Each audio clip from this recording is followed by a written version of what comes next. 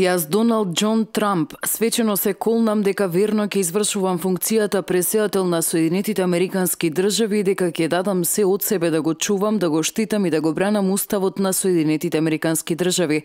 Положи заклетва новиот американски претседател Доналд Трамп. Доналд Трамп и официјално е инаугуриран како 45-ти претседател на САД, во како што беше нагласено историски пренос на власта од поранешниот претседател Барак Обама од Демократската на Републиканската партија. Како што рече самиот во инаугурацијскиот говор, преносот на власта особено историски го прави тоа што се случува од елитата во Вашингтон кон народот на Америка, до тие што досега беа заборавени, но веќе нема да бидат за тоа што нивниот глас ќе биде повторно слушнат. Денешната церемонија има многу посебно значење. Денеска не правиме пренос само од една администрација на друга, од една партија на друга, туку ја пренесуваме власта од Вашингтон и ви ја враќаме вам, на американскиот народ, истакна Трамп. Како што рече Трамп, естаблишментот се штител себе си, но не и граѓаните. Немале исти победи и триумфи, додека главниот град славел, немало многу за прослава меѓу осиромашените семејства на нацијата. Тој вети дека денеска и овде тоа ќе се смени, затоа што ова е момент на американскиот народ.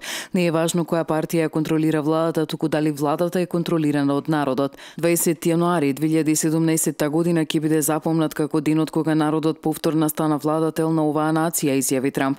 Инаугурацијскиот говор на новиот американски претседател Доналд Трамп е меѓу најрадикалните говори во историјата, оценуваат аналитичарите.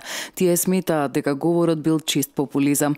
Неговиот говор наликува на ониот кампањата, само што тогаш немаше толку јас, туку имаше повеќе ние, оценуваат аналитичарите. Пензионираните генерали Џејмс Матис и Џон Кели положија заклетва пред новиот потпредседател на САД Мајк Пенс како идни министри за одбрана, односно за внатрешна безбедност. Предходно Американскиот сенат со мнозинство гласови ја одобри нивната кандидатура и тие станаа првите официјални именувани членови на владата на претседателот Доналд Трамп. По неговата инаугурација Доналд Трамп ги презема првите чекори како нов претседател на САД. Првата мерка беше против законот за здравствено осигурување Обама Кер, еден од основните одлуки на неговиот претходник Барак Обама. Според податоците Трамп веднаш по влегувањето во Белата куќа потпишал указ против законот за здравствена реформа, кој во својата кампања вети дека ќе биде поништен. Сепак, откако законот стапи на сила во 2010 година, претседателот Трамп не може целосно да го укине со извршна одлука. Сега останува на Републиканската партија да предложи нов закон за здравство што би го заменил Обама Кер, со кој во моментов се осигурани 30 милиони американци. Во меѓувреме, на веб страницата на Белата куќа веќе ги променија политиките на поранешниот претседател Барак со новата агенда на Трамп. Според податоците на листата на новата администрација на Трамп се прикажани неколку клучни прашања: енергетика, надворешна политика, работни места и проширување, војска, полиција и трговски договори.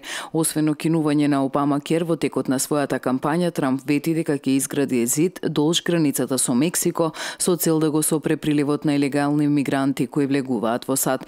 Забрана за влез на муслимани во Соединетите Американски држави поради стравот од терористички напади од страна на радикални исламисти, отворање на нови работни места, наметнување на тарифи на увозни добра од Кина и Мексико, менување на договорот за слободна трговија, одново преговарање за иранскиот договор, намалување на даноците и бомбардирање на така наречената исламска држава.